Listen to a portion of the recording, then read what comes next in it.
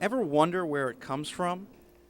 For the answer, we headed to the Chadds Ford Winery in Pennsylvania, the home of world-renowned winemaker Eric Miller. For the sake of TV, I guess I should say I'm an artist, but I'm just trying to get it right. The creator starts in the vineyard, then moves to the machines. And here, the whole cluster is actually tumbled the length of the barrel of this drum. And as it tumbles, the berries fall out these little holes.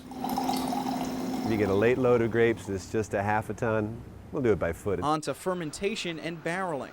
People who like to taste wines are interested in these different flavors, and they not only like the grape flavor. It's got like a very green, very acidic feeling. Sometimes they like the aged flavor and the barrel flavor. From the barrel to the lab to test for sugars, acidity, and alcohol. The wine has to have a home. And don't forget the labeling. We can do front labels, we can do back labels, we can do neck labels, we can do round ones, we can do square ones. You have your red wine and your white wine and your blush wine and your sweet wine and your dry wine. What's a customer to do? How about a taste test?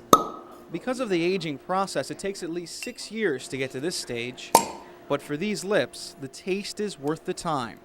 In Chadds Ford, Pennsylvania, Andrew Christopoulos, CN8 News. You can use it.